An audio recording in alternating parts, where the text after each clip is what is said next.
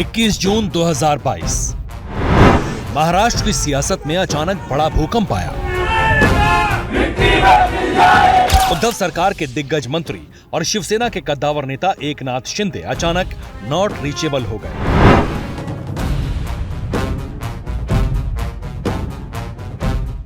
इससे पहले कि उद्धव ठाकरे एक्टिव होते, एकनाथ शिंदे सूरत होते हुए गुवाहाटी पहुंच गए। एक एक कर शिवसेना के विधायक एकनाथ शिंदे के समर्थन में गुवाहाटी पहुंचते रहे। आखिरकार सियासी संग्राम के बाद 29 जून को उद्धव ठाकरे ने सीएम पद से इस्तीफा दिया और अगले ही दिन यानी 30 जून को महाराष्ट्र में एकनाथ शिंदे ने बीजेपी के साथ मिलकर सरकार बना ली।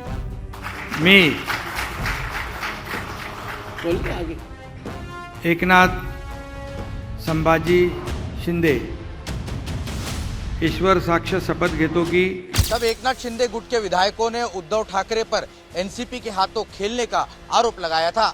तब एकनाथ शिंदे गुट के विधायकों ने आरोप लगाया था कि उद्धव ठाकरे की सरकार में एनसीपी ही हावी है, सरकार एनसीपी ही चला रही है। तब शिंदे गुट ने ये कहा था कि वो एनसीपी के साथ सरकार नहीं चला सकते, वो किसी सूरत में एनसीपी के साथ नहीं जाना चाहते।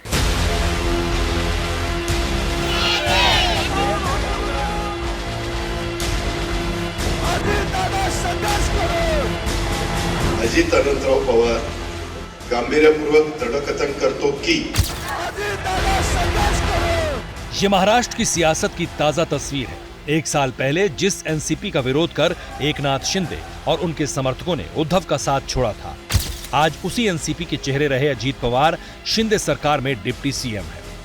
अब सवाल यह है कि एनसीपी को लेकर शिंदे गुट का स्टैंड बदल गया है। क्या एनसीपी के साथ शिंदे गुट सत्ता की हिस्सेदारी को तैयार है, या एनसीपी के साथ आने के बाद महाराष्ट्र की सियासत में बगावत का नया चैप्टर लिखे जाने की तैयारी शुरू हो गई है? नहीं, देखो, राष्ट्रवादी के हमने पहले से खिलाफ थे और आज भी वो शरद पवार साहब के हम खिलाफ में हैं। वजह ये है कि उन्होंने पार्टी को खत्म करना चाहता था। उनका एक स्टेटमेंट है, उन्होंने ये भी बोला था कि जो बाला साहब के हयात में मुझे जो कर नहीं सका, मैं वो आप करके दिखाऊंगा। जो सही था वो सही था। अभी साथ में आया है मेहमान, तो उनको लेके चलना है और वो मुख्यमंत्री उप मुख्यमंत्री तय किया है, तो हम लोगों को भी तय करना पड़ेगा और हम लोग उनको सब साथ लेके चलेंगे। महाराष्ट्र में अजीत पवार के पाला बदल से सबसे ज्यादा खलबली शिंदे गुट में है। इस खलबली की वजह सत्ता में बंटवारे की मजबूरी है। दरअसल महाराष्ट्र में संवैधानिक तौर पर 43 मंत्री बनाए जा सकते हैं।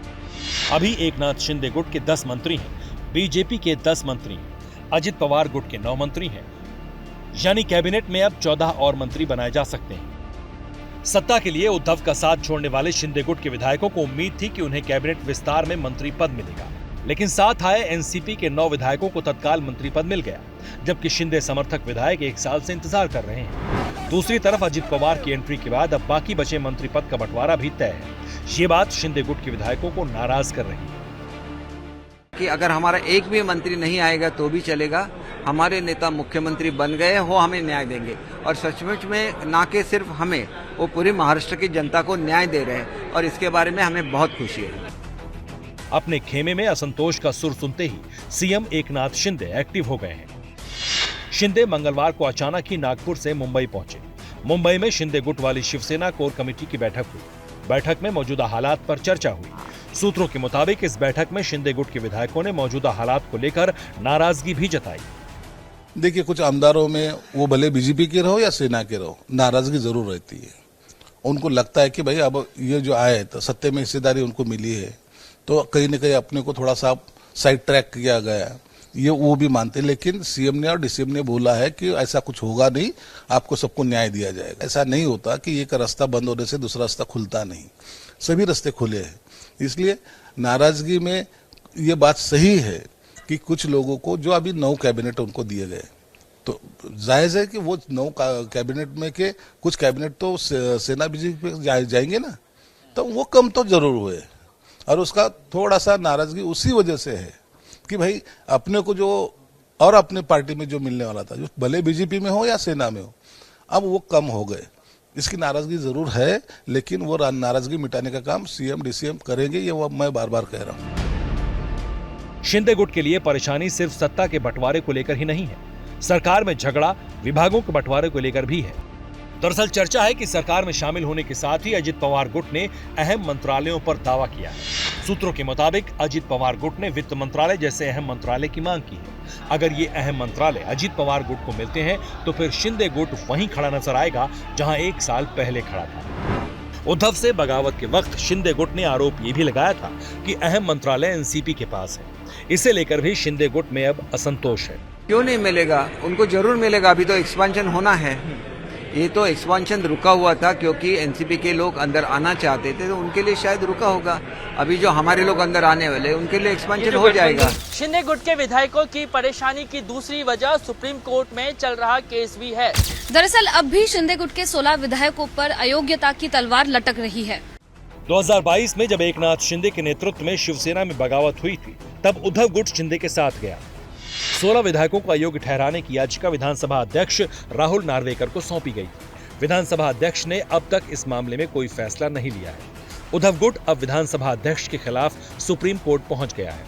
उद्धव गुट ने सुप्रीम कोर्ट से आग्रह किया है कि वो विधायकों की अयोग्यता पर फैसला करने के लिए समय सीमा तय करे। सुप्रीम कोर्ट ने इस साल 11 मई को अपने फैसले में विधायकों की अयोग्यता का फैसला लेने का अधिकार विधानसभा अध्यक्ष को सौंपा था। सुप्रीम कोर्ट के फैसले के बाद शिंदे की सरकार तो बच गई, लेकिन 16 विधायकों की किस्मत पर तलवार लटक गई। उद्धव गुट ने सुप्रीम कोर्ट में दायर अपनी याचिका में कहा कि उसने 15 मई, 23 मई और 2 जून 2023 को विधानसभा अध्यक्ष को आवेदन भेजा था। विधानसभा अध्यक्ष इस मामले को जानबूझकर लटका रहे हैं। विधानसभा अध्यक्ष तटस्थ होकर काम नहीं कर रहे हैं। अगर सुप्रीम कोर्ट उद्धव गुट की याचिका पर विधानसभा अध्यक्ष को जल्द फैसला लेने के लिए कहता है तो ये तय है कि महाराष्ट्र की राजनीति फिर नई करवट ले सकती है। उद्धव गुट को इसकी उम्मीद है, इसलिए उद्धव गुट दावा कर रहा है कि एकनाथ शिंदे बतौर सीएम चंद दिन के मेहमान हैं। आने वाले दिनों में मुख्यमंत्री बदल सकता है, मैं आपको बोल रहा हूँ। इसका मतलब मुख्यमंत्री डाउटफुल है। 100% 100% महाराष्ट्र को नया सीएम मिलने जा रहा है। इस राज्य को नया मुख्यमंत्री मिलेगा। मैं दावे के साथ बोल रहा हूँ, महाराष्ट्र का मुख्यमंत्री बदलने जा रहा है। एकनाथ शिंदे आप कुछ दिनों के मेहमान हैं।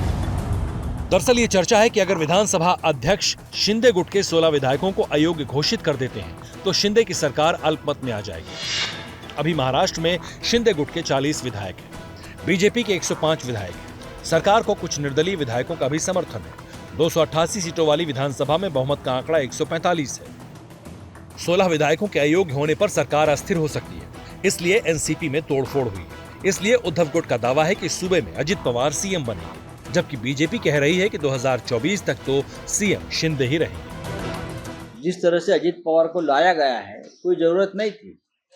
पूरा बहुमत उनके पास था, 170 तक उनकी फिगर हो गई थी बहुमत की।